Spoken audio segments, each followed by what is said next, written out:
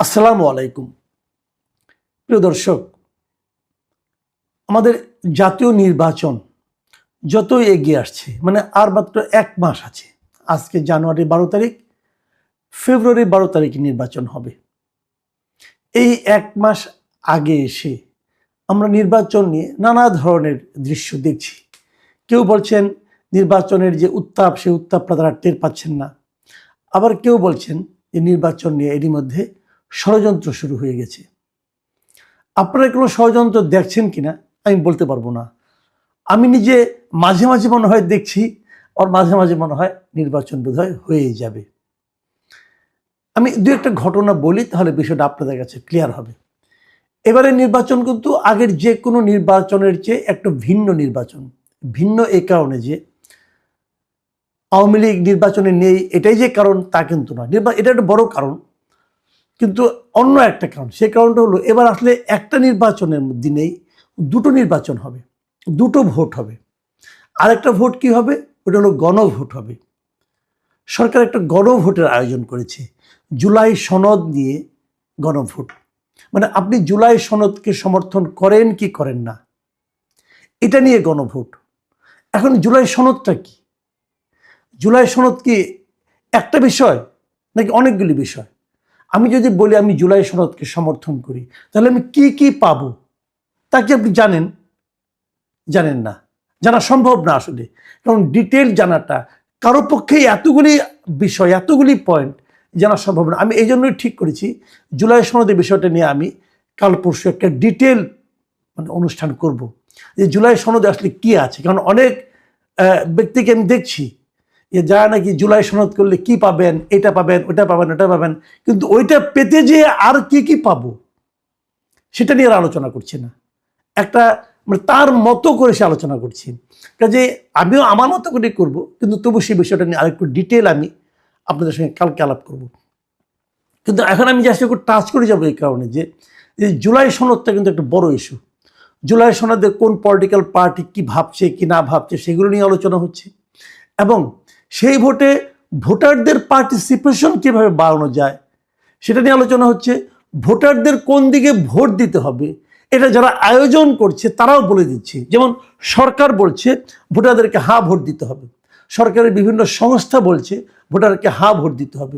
আজকে একটা ঘটনা আমাকে আসলে একটু অবাকই করেছে। সেটা হলো আজকে দেখলাম যে বাংলাদেশ ব্যাংকের পক্ষ থেকে একটা অর্ডার দেওয়া হয়েছে বিভিন্ন তফসিলি ব্যাংকে, এবং তারা বলেছে এই সবগুলো ব্যাংক হা ভোটের পক্ষে প্রচারণা চালাতে হবে। ব্যাংকে যত লোক যাবে, যত লোক ঢুকবে, ঢুকেই তারা ব্যাংকে দেখবে যে আপনারা হা ভোট দেন, এই কথা ব্যাংক আপনাদেরকে বলছে। আমার প্রশ্ন হচ্ছে, এটা কি ব্যাংক বলতে পারে?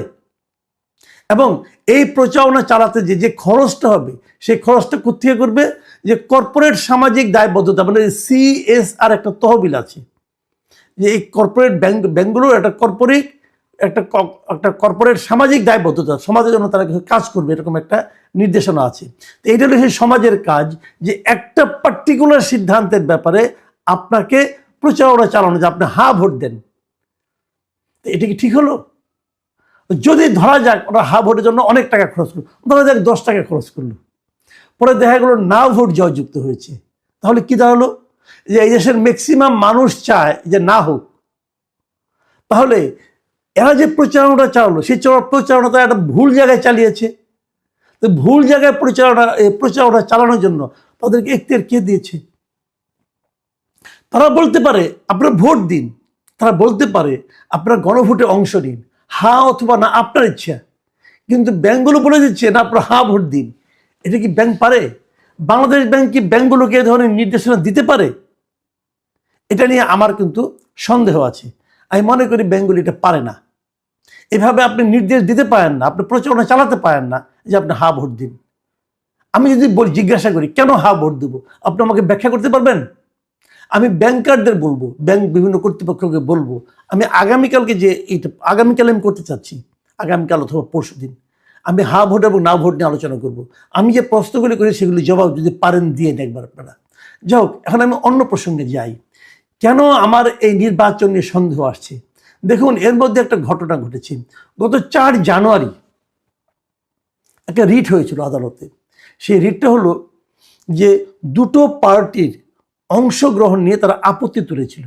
সে পার্টিগুলি কি? একটা হলো জাতীয় পার্টি, আর একটা হলো এনডিএফ। এনডিএফটা কি?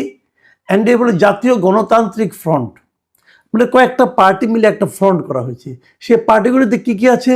জাতীয় পার্টির একাংশ, এই যে আপনার এই আনিসুল ইসলাম মাহমুদ, তারপরে চুন্নু সাহেব, তারপরে হাওলাদার সাহেব, কাজী ফিরোজ রশিদ, মানে জাতীয় পার্টি থেকে কয়েকজন নেতা এখানে এসে একটা জাতীয় পার্টির একাংশ, তার সঙ্গে আপনার জেপি যেটা ছিল, আনোয়ার হোসেন মঞ্জুর যে পার্টি জেপি, জাতীয় পার্টি জেপি যেটাকে বলা হতো, সেই পার্টি, এরা আরও কয়েকটা দল মিলে একটা জাতীয় গণতান্ত্রিক ফ্রন্ট তারা করেছে, সংক্ষেপে এনডিএফ। তারা এই নির্বাচনে অংশ নিচ্ছে এবং জাতীয় পার্টি নিজেরাও লাঙ্গল মার্কা নিয়ে অংশ নিচ্ছে। 4 জানুয়ারির ওই রিটটাতে রিট করেন জনৈক আবদুল্লাহ আল মাহমুদ, উনি ভোলার লোক সম্ভবত। উনি রিট করে এবং উনি রিটে নিজেকে জুলাই গণ অভ্যুত্থানে অংশগ্রহণকারী ও সক্রিয় ভূমিকা পালনকারী হিসেবে নিজেকে উল্লেখ করেন এবং উল্লেখ করে উনি এই রিটটা করেন যে এই বক্তব্য যে সরকার 12ই মে তারিখে যে প্রজ্ঞাপনটা জারি করেছিল 2025-এর 12 মে, সেখানে সেই প্রজ্ঞাপনে বলা হয়েছিল যে আওয়ামী লীগ এসব অঙ্গ সংগঠন, সহযোগী সংগঠন, ভ্রাতৃপ্রতিম সংগঠন, এদের আন্তর্জাতিক অপরাধ ট্রাইব্যুনালে বিচার কাজ সম্পন্ন না হওয়া পর্যন্ত তাদের যাবতীয় রাজনৈতিক কর্মকাণ্ড স্থগিত করা হয়েছিল। এবং এই যে স্থগিতাদেশ ছিল, সেই কারণেই কিন্তু আওয়ামী লীগ নির্বাচনে অংশগ্রহণ করতে পারছে না। রিটে ওনারা বলেছেন যে যদি আওয়ামী লীগ নির্বাচনে অংশগ্রহণ করতে না পারে তাহলে এই দলগুলোর নির্বাচনে অংশগ্রহণ করতে দেওয়া উচিত নয়। এবং তারা বলতে চেয়েছিল যে এই দলগুলো আসলে আওয়ামী লীগেরই সহযোগী সংগঠন অথবা ভ্রাতৃপ্রতিম সংগঠন। এই হলো তাদের যুক্তি।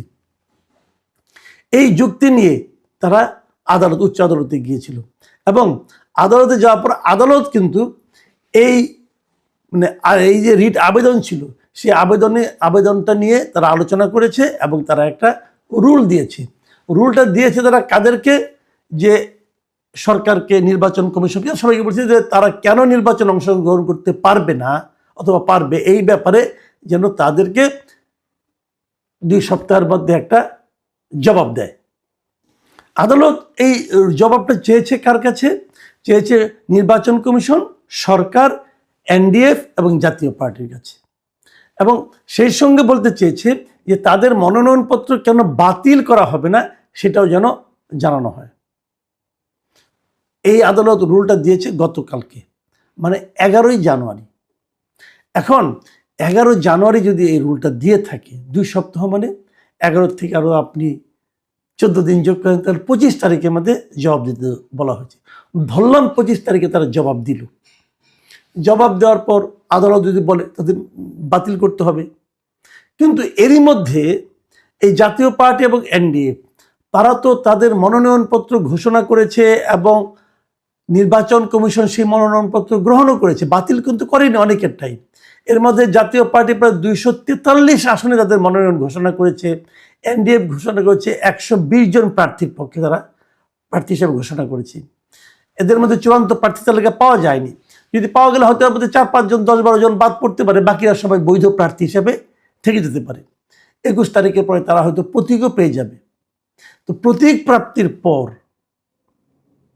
যদি হাইকোর্ট বলে না এদের মনোনয়ন বৈধ নয় অথবা এদের নির্বাচন করতে দেওয়া উচিত না, তাহলে নির্বাচনটার মধ্যে কি একটা অচল অবস্থা তৈরি হবে না?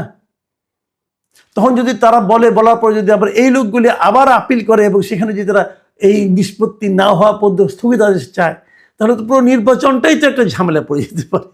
নির্বাচন তো স্থগিত হয়ে যেতে পারে। যতদিন এই সমস্যার সমাধান না হবে ততদিন নির্বাচন স্থগিত হতেও পারে। আমি জানি না কি হবে, আদালতের কথা তো বলতে পারবো না। তার মানে এই বিষয়গুলো নিয়ে কিন্তু এক ধরনের আলোচনা হচ্ছে। ইন্টারেস্টিং বিষয় হলো এই যে মামলাটা, এই যে হাইকোর্টের কাছে যে রুল চাওয়া, এটা পক্ষে, এই রিটের পক্ষে আইনজীবী কে ছিলেন? আইনজীবীকে আপনারা মোটামুটি সবাই চেনেন। এই কারণে উনি একজন জামাতের, ওনার নাম হলো ASM শাহরিয়ার কবির। উনি নিজেকে জামাতের লোক হিসেবেই বলেন এবং উনি এমনও বলেছেন যে জামাতে ভোট দিলে নাকি বেহেশত পাওয়া যাবে, এই ধরনের কথা উনি বলেছেন। এবং জামাত কত ভালো দল এ সংক্রান্ত তার একদম স্পষ্ট উচ্চারণ, অনেক ভাষণ আছে। তো জামাতের একজন আইনজীবী উনি এই মামলা করছেন এবং রুল পেয়েছেন। উনি বলেছেন আমরা যেভাবে চেয়েছি সেভাবেই রুল পেয়েছি। তো তার মানে উনি যা চাচ্ছিলেন তাই পেয়েছেন। এখন তাহলে যে নির্বাচন যদি আইনগতভাবে চলতে থাকে কি হবে আমি যদিও জানি না, তবু আমি ধারণা করি, আমি হাইপোথেটিক্যালি বলছি আর কি। ধরা যাক নির্বাচনটা স্থগিত হয়ে গেল, তাহলে তো ওনার কি তাহলে খুশি হওয়ার ব্যাপার আছে? ওনারও তো পার্টি আছে যারা নির্বাচন করছে। তাহলে এতদিন ধরে যে আলোচনা হচ্ছিল জামাত কোনো না কোনোভাবে নির্বাচনটা থামিয়ে দিতে চায়, নির্বাচনটা স্থগিত করতে চায়, তাদের আরও সময় দরকার এই ধরনের চায়, সেই ধারণাটাই কি মোটামুটি এক ধরনের বাস্তবতা পেতে যাচ্ছে? এই বিষয়গুলো কিন্তু সামনে আসছে।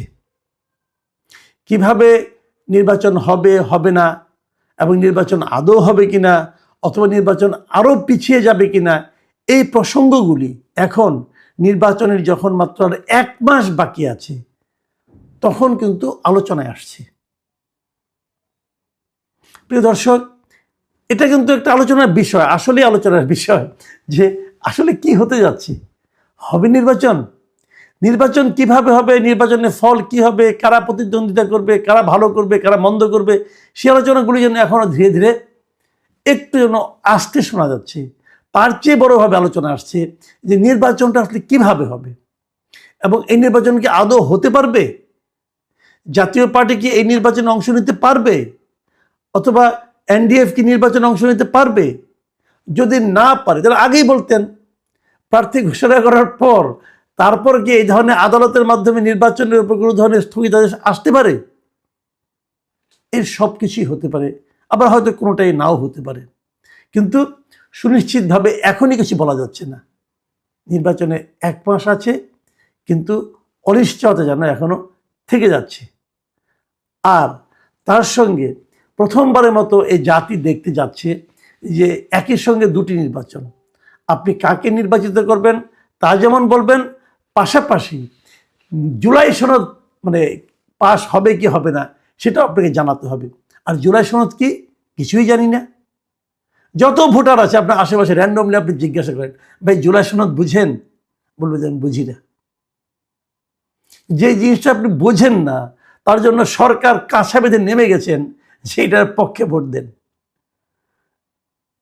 কি হবে জানি না। প্রিয় দর্শক, এখন এ পর্যন্তই। আপনারা ভালো থাকবেন, নির্বাচন নিয়ে আরও চিন্তা ভাবনা করবেন, নির্বাচনের ব্যাপারে স্পষ্ট ধারণা পাওয়ার চেষ্টা করবেন।